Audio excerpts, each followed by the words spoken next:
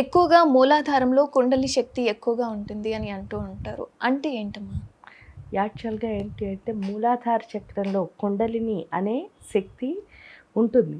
మానవుడు పుట్టినప్పటి నుంచి ఉంటుంది. 2.5 సంవత్సరాల వరకు అది చాలా యాక్టివ్‌గా ఉంటుంది. ఎప్పుడైతే 2.5 సంవత్సరాలు దాటుతుందో మనకంటే మనం పుట్టిన తర్వాత 2½ ఇయర్స్ ఎప్పుడైతే వస్తున్నాయో అదొచ్చేసరికి ఏమవుతుంది అంటే స్లోగా ఇక్కడ దీన్నేమంటారంటే చూడండి చక్కగా బ్లింక్ అవుతూ ఉంటుంది. మాడు అని పిలుస్తారు తెలుగులో. ఆ మాడు ఏదైతే ఉందో దానిపైన మన వాళ్ళు నూనె పెట్టి ఏం చేస్తారంటే గట్టిగా చేసేస్తారు. ఈ గట్టిగా ఎంత బాగా అయిపోతుందో అంత బాగా మనం దేంతో కనెక్షన్ వదిలేసాము అంటే ఆ యొక్క దైవత్వంతో. అప్పటి వరకు మనం దేవుడితో చాలా బాగా కనెక్ట్ అయి ఉంటాం. ఎందుకంటే చూడండి పడుకున్నప్పుడు నవ్వినా మన ఇంట్లో చిన్నపిల్లలు ఎవరైనా వాళ్ళు దేవుడితో మాట్లాడతారు అని ఇదంతా నిజమే.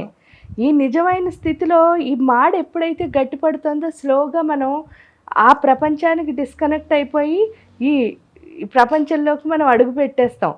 ఈ అడుగు పెట్టినప్పుడు ఏమవుతుంది అని అన్నప్పుడు మన లోపలికి ఆ కుండలిని శక్తి లేచున్నది కాస్త ఏమవుతుందిట చక్కగా పడుకుండిపోతుంది. ఈ పడుకున్న దాన్ని మళ్ళీ లేపడం కోసమే మనం ఈ సాధన చేస్తున్నాం. నిజం చెప్తే ఆడ ఎలా ఉంటుంది అంటే 3 చుట్ల పావు రూపంలో పడుకుని ఉంటుంది. మీకు అందుకే మూలాధార చక్రానికి అధిపతి గణపతి అని చెప్తాడు.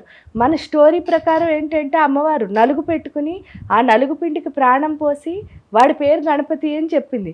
ఈ నలుగు పిండికి ప్రాణం పోసి అతని పేరు గణపతి అని చెప్పిన తర్వాత ఏం చెప్పిందిట, ఒరే బాబు నువ్వు ఇక్కడ కాపలా ఉండు, నేను వెళ్ళి స్నానం చేసి వస్తానని చెప్పిందని చెప్పేసి మనకి స్టోరీలో అక్కడ గుహ ముందు నుంచోబెట్టింది అంటారు. ఇక్కడ గుహ అంటే ఏంటి అంటే గుహ్యము అని అర్థం. అంటే మూలాధార చక్రమే. ఆ మూలాధార చక్రం దగ్గర కూర్చోబెట్టి ఏం చెప్పిందిట, నేను ఇక్కడ పడుకుంటున్నాను, నన్ను ఎవరు వచ్చి డిస్టర్బ్ చేయకూడదు అని. అప్పుడే శివయ్య ఏం చేస్తాడు అంటే లోపలికి వస్తాడు. లోపలికి వచ్చేసరికి ఏంటంటే జ్ఞానము అన్నది కింద నుంచే అంటే మస్తిష్కం నుంచే పైకి రావాలి కదా. ఆ జ్ఞానం ఎప్పుడైతే లోపలికి వస్తుందో, శివుడు అంటే ఇక్కడ జ్ఞానము అని అర్థం. శివుడు ఎప్పుడైతే లోపలికి వద్దాం అనుకుంటున్నాడో గణపతి ఏం చేస్తున్నారు, ఆపుతున్నారు. ఆపుతూ ఉంటే శివయ్యమ్మ నేను వస్తాను అని లోపలికి వస్తున్నారు. అప్పుడు ఏమైంది చూడండి, అక్కడ ఆయన యూజ్ చేసిన వెపన్ కూడా త్రిశూలం. త్రిశూలంతో ఏం చేస్తారు అంటే గణపతి యొక్క ఇది మెడని కట్ చేస్తున్నారు. అంటే అర్థం ఏమిటి అంటే అక్కడ ఆ త్రిశూలము ఈ 3 చుట్ల పాముకి సంబంధం ఏమిటి అని అంటే 3 చుట్ల పాము అంటే మామూలుగా నార్మల్ హ్యూమన్కి ఎలా ఉంటుందిట అంటే తమోగుణం, రజోగుణం, సత్వగుణం, అదే 3 చుట్లు. ఈ తమోగుణం ఎలా ఉంటుందిట అన్నీ నాకే కావాలి, నేను, స్వార్థం అనమాట, లేకపోతే నిద్రపోవడం, బద్ధకం, ఇది తమోగుణం. ఇక్కడికి వచ్చేసరికి ఇక్కడ త్రిశూలంలో ఉన్నది కూడా సత్వరజస్తమో గుణాలే, కానీ అవి వచ్చేసరికి జ్ఞానానికి అంటే శివయ్య దగ్గర ఉన్నాయి కదా, అవి పూర్తిగా దేవత సత్వరజస్తమో గుణాలు. ఇక్కడ నిద్రపోతాను అనే ప్లేస్లో ఈయన ఏం చెప్తాట, ఎప్పుడూ లేచే ఉండాలి అని చెప్తాట. ఆయనతో పాటు ఉన్నాయి కాబట్టి ఆయన ఫాలో అవుతాయి. అంటే నిద్రపోయే ప్లేస్లో లేచి ఉండమని చెప్తాడు. లేచి ఉండడానికి నిద్రపోవడానికి ఏంటి డిఫరెన్స్ అంటే దేన్నైనా ఒక డ్రైవింగ్ చేస్తున్నారనుకోండి, వాళ్ళు చేరాల్సిన డెస్టినీకి చేరే వరకు నిద్రపోయారనుకో దానివల్ల ఏమైనా ఉపయోగం ఉంటుందా, రీచ్ అవ్వలేరు. ఇప్పుడు మనం చేస్తున్న డ్రైవింగ్ ఏంటి అంటే లైఫ్ అనే డ్రైవింగ్ చేస్తున్నాం. మన డెస్టినీని మనం చేరాలంటే ఎప్పుడు ఎలా ఉండాలి, మనం ఎలర్ట్గా ఉండాలి. ఆ ఎలర్ట్ అన్నది ఇక్కడ ఈ తమో గుణంలో వస్తుందన్నమాట. ఇక్కడ నేను నాది అన్నది ఏదైతే ఉందో అది కాస్త ఏమవుతుంది, మనము మనది కింద మారుతుంది. ఎప్పుడైతే అంటే స్వార్థం లేదో మనం అందరికీ హెల్ప్ చేయగలుగుతాం. ఇంకా ఎప్పుడు బద్ధకం ఉండే ప్లేస్లో ఎప్పుడు పని చేస్తూనే ఉంటాం. అది ఇక్కడ తమో గుణంలో నేర్చుకునేది.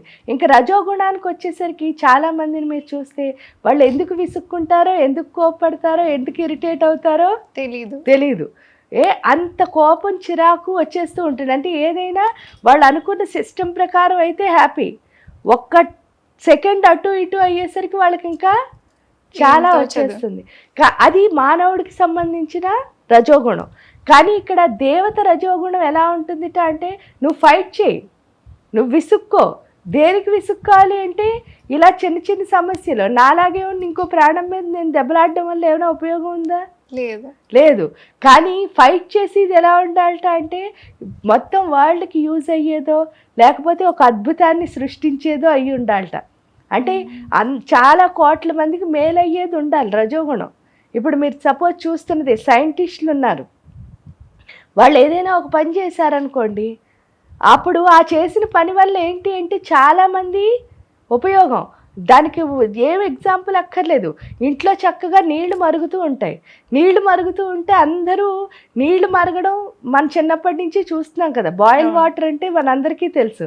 దానిపైన ప్లేట్ పెట్టారనుకోండి, ఒక లిడ్, కరెక్ట్గా బాయిలింగ్ స్టార్ట్ అయ్యేసరికి లిడ్ మనం జరుపుతూ ఉంటాం. అది ఎందుకు జరుపుతున్నారు అన్నది ఎవరికీ తెలియదు. చదువుకున్న వాళ్ళకి తెలియదు, చదువుకోని వాళ్ళకి తెలియదు. కానీ ఒకే ఒక ఆయనకి క్వశ్చన్ వచ్చిందిట. ఆ క్వశ్చన్ ఏంటి అంటే ఎందుకు వీళ్ళు జరుపుతున్నారు? ఆయన వెళ్ళి ఎవరిని అడగలేదు, నువ్వెందుకు జరుపుతున్నావు. మనం ఏంటి జనరల్గా ఏదైనా వచ్చిందనుకోండి ఊరందరినీ అడుగుతాం. అది ఏమనుకుంటాం, క్వశ్చన్ వేస్తున్నాం, నాకు తెలిసిపోయిందని మనం అడుగుతున్నాం. కానీ అది ఆ క్వశ్చన్ కాదు, అనుమానం. క్వశ్చన్ వచ్చిన వాడు ఎప్పుడు ఏం చేస్తాడు, దాన్ని వాడే ఆన్సర్ ఫైండ్ చేయడానికి ట్రై చేస్తాడు. అందుకని ఆయనకి నిజమైన క్వశ్చన్ వచ్చింది కాబట్టి ఆయన ఎందుకు వీళ్ళు జరుపుతున్నారు అని చెప్పి పెట్టి చూస్తే ఏమవుతుందో అనుకున్నట్ట. దానిపైన పెట్టాడు, అది వచ్చి కింద పడింది. అలా 4 సార్లు పెడితే 4 సార్లు కింద పడింది. ఎందుకు ఇది ఇలా కింద పడుతోంది అని ప్రశ్నించినప్పుడు దానికి వచ్చిన ఆన్సర్ ఏంటి అంటే నీటి ఆవిరికి ప్రెషర్ ఉంది, ఒత్తిడి ఉంది. ఆ ఒత్తిడి నుంచి ఆయన కనుక్కున్నది ఏంటిట అంటే దీన్ని నేను ఎలా యూజ్ చేయగలను. మళ్ళీ థర్డ్ క్వశ్చన్ అంటే ఫస్ట్ దానికి సెకండ్ దానికి థర్డ్ క్వశ్చన్ నుంచి స్ట్రీమ్ ఇంజన్ వచ్చిందిట. ఆ స్ట్రీమ్ ఇంజన్లో ఏంటి, సామాన్లు ఇక్కడి నుంచి అక్కడికి, అక్కడి నుంచి ఇక్కడికి మూవ్ చేశారు. సామాన్లే మూవ్ చేయాలా, మనుషుల్ని మూవ్ చేయొచ్చు కదా అనుకున్నట్ట. ట్రైన్ అయ్యింది. ఇప్పుడు ఆ ట్రైన్ బోల్డ్ అన్ని వెర్షన్స్ అయ్యి కొన్ని కోట్ల మంది హ్యాపీగా ఉన్నారు. కానీ అది వచ్చింది ఏంటి అంటే ఇంట్లో కాస్తున్న నీళ్ళ నుంచి. అలా ఆలోచించగలిగితే ప్రపంచం ఏమవుతుంది, ఇంకా అద్భుతంగా మారుతుంది. అంటే రజోగుణం ఇదేమో అందరినీ తిట్టుకుంటూ కోపంగా ఎవరికి ఉపయోగపడకుండా అందరికీ దూరం అయిపోయి బతకడం ఇంపార్టెంటా, లేకపోతే ఇలాంటి అద్భుతాలు సృష్టించడం గొప్ప. అది మనకి ఆ రజోగుణంలో అంటే దేవతా రజోగుణం కింద మార్చుకుంటే అయ్యేది అదనమాట. అంటే అద్భుతం సృష్టించవచ్చు. ఇంకా సత్వగుణానికి వచ్చేసరికి ఇక్కడ సత్వగుణం ఎలా ఉంటుంది, మానవుడిది నేను అందరితో మంచి అనిపించుకోవాలి అని చెప్పి ఒక ఇమేజ్ షట్టర్లో తిరుగుతూ ఉంటాంట. అంటే అందరితో నేను మంచి అనిపించుకోవడం ఇంపార్టెంటా, నేను మంచి చేయడం ఇంపార్టెంటా? చేయడమే ఇంపార్టెంట్. అది దేవతా తమోగుణం. అండ్ నువ్వు మంచి అనిపించుకోపోయినా పర్వాలే, వాడికి మంచి చేస్తే చాలు. అంటే అది అక్కడ ఇది నేర్చుకుంటా అనమాట. అంటే ఏమవుతుంది చూడండి, అంటే ఇలా ఇంత ట్రాన్స్ఫార్మెన్స్ అన్నది శివుడు ఇస్తున్నాడు. ఎలాగా అంటే పేక తీసేసాడు అన్నారు కదా, ఎందుకంటే ఇది ఒక్కటే మన ఐడెంటిటీ. ఇదంతా అందరం కామన్గానే ఉంటాం. ఇది కనిపించినప్పుడే వీళ్ళు అని మనం డిఫరెన్స్ చెప్పగలుగుతాం.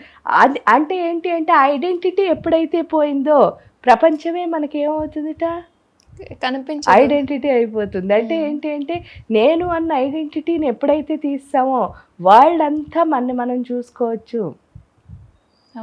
అందుకే ఆయన పెట్టింది కూడా గజం, అంటే ఏనుగు యొక్క తలకాయని పెట్టారు. ఆ ఏనుగు తలకాయ అంటే కొండల్ని లేస్తే జరిగేవి ఏంటంటే ఇవన్నీ. కొండల్ని పడుకుని ఉంటే ఇగో ఇలాగే దెబ్బలాడుకుంటూ హాయిగా నేను మంచిదాన్ని అనిపించుకోవాలనుకుంటూ మనం ఎందుకు బతుకుతున్నామో తెలియకుండా పడుకుని లేచి తినేసి అలా బతుకుతాం. అదే కొండల్ని కనుక కరెక్ట్గా అంటే దాన్ని ఎవేకన్ అయితే మాత్రం జరిగేది ఏంటి అంటే ఇగో ఇలాంటి మంచి పనులన్నీ జరిగి ఆ గజం తలకాయ పెట్టడానికి కూడా కారణం ఏమిటి అంటే దాన్ని మదపుటేనుగు అంటే ఏంటంటే అన్నిటికంటే ఎక్కువ అహంకారం కలిగిన జీవి ఏదైనా ఉంటే అది ఏనుగుట. అంటే నేను అన్న అహంకారం. ఇక్కడ నేను అంటే అన్నిటికంటే మహత్ అహంకారం అంటే అర్థం ఏమిటి అంటే ఈ వరల్డ్ అంతా నేనే ఉన్నాను, ఈ వరల్డ్ మొత్తం అదే నా లోపలే ఉంది అని తెలుసుకోవడం. అది ఏనుగు మనకి తెలియజేస్తుందిట.